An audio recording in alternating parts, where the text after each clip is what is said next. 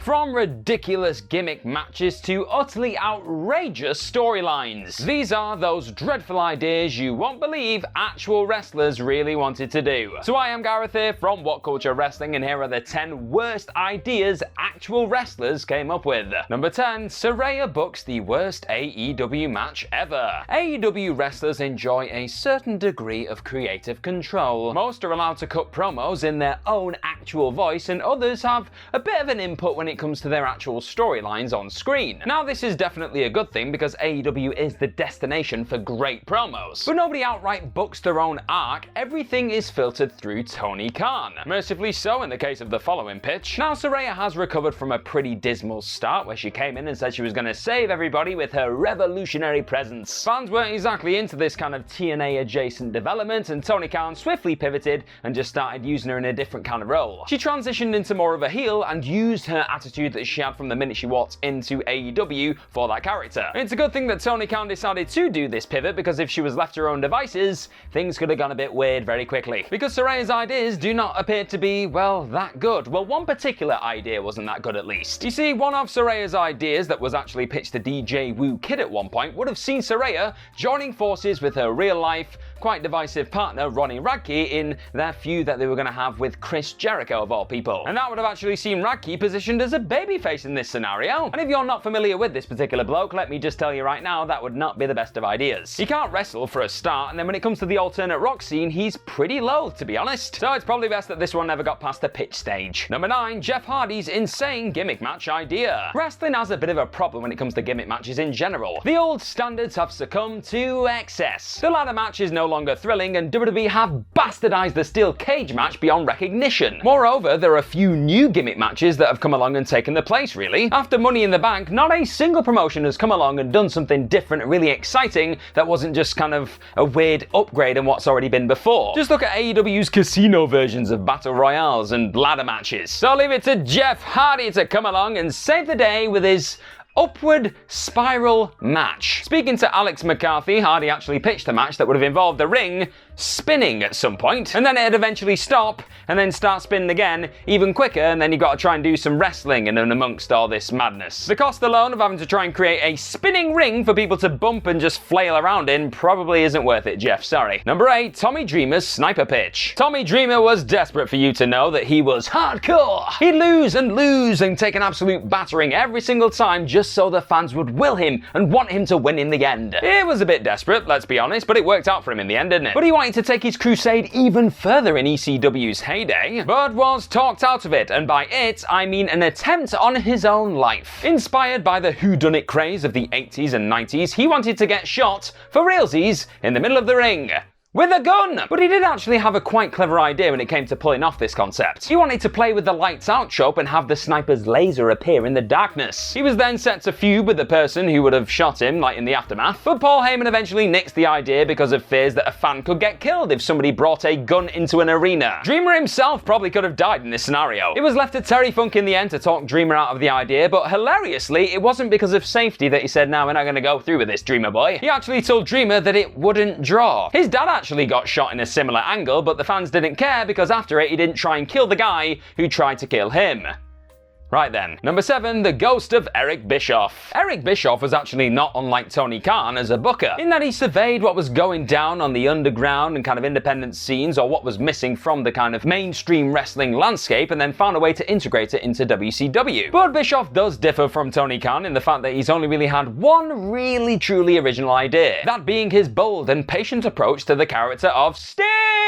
And once he effed that up, WCW tumbled into parody. Bischoff did actually have one unique idea though, but Harvey Schiller, the president of Turner Sports at the time, nixed the whole damn thing, which is just as well because it sounded absolutely bananas. Bischoff, per 83 weeks, wanted to fake his own death in a helicopter crash in Mexico. Yep, that was an idea that. He reasoned that it may take up to 6 months to verify that he did actually perish there. He would tell only his family and Warner higher-ups actually what was going down with the angle, and it was sure to work too because of the whole 6 months thing, yeah? Except his plan was to turn up at Halloween Havoc as a ghost and haunt all the babyfaces. And to be honest, I think that may have concluded the investigation in the end. Yeah, that'll do it. Number 6, Jim Cornette's fantasy books The Invasion. You might know Jim Cornette as the guy who grifts his hatred of the elite. But if you're a little older, you may know him as the guy who hates Vince Russo to the point of actually kind of sort of threatening to kill him. Cornette despised Russo for his silly work shoot exposing the business kind of booking, which is very odd since his fantasy booking of the Invasion angle told to kayfabe commentaries in 2009 required exactly that. Tensions were to escalate between the WWF and WCW when Chris Benoit jumped back down south in this redux. Vince McMahon sent William Regal to WCW to teach him a lesson, and the shots in their match would land just to really highlight how the hatred between the two companies at this moment in time was real. But doesn't that negate everything else on the show as fake? Which is what Cornette has despised about pro wrestling since it went all meta from the 1990s onwards. Or wasn't that idea also a bit redundant because like the heat and the hatred between the WCW and WWF at the time was so real it was the most compelling rivalry on television at the time. Everybody believed it already. Why would you break kayfabe for the one thing that fans already believe in? Madness. Number 5, Jim Cornette's books FTR versus the Young Bucks. FTR manipulating Hangman Adam Page by first respecting the Elite for elevating their tag team form was a pretty strong storyline development. It put over both Kenny Omega and Hangman Adam Page and the value of the AEW World Tag Team Championships that they held because FTR had to orchestrate a master plan just to unseat them as champions. Then with the gold secured at All Out 2020, the FTR versus Young Bucks part of the rivalry deepened. And the results were not great even if they did have an absolute classic at Full Gear. The Bucks started acting like their old transgressive selves, beating up members of the broadcast team backstage. If the idea was to make it feel like you had the 2016 Bucks going up against the 2016 Revival,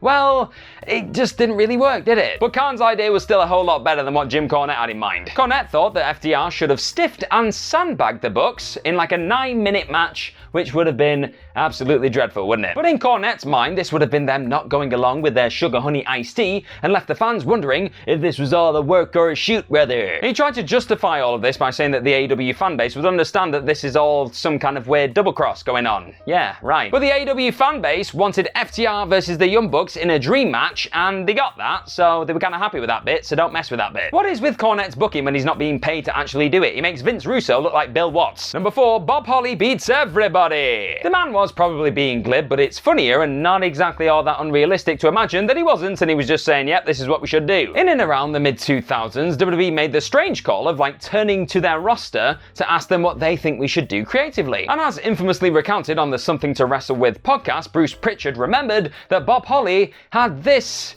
kind of strange pitch. And I quote, this is what Pritchard said, "Hey, I got an idea. Why don't you give me the belt? And then what, Bob? And then I beat everybody." Bob Holly, career mid-carder, doing the Roman Reigns run, but he don't need no Usos to get the job done. He's gonna do it on his own, baby. Then when everybody got beat the next round of developmental, guess what's gonna happen to them? They're gonna get beat too. Drew McIntyre is chosen to get his ass beat. The Shield, guess what? Get beat. All those indie thigh slappers, they get their asses beat.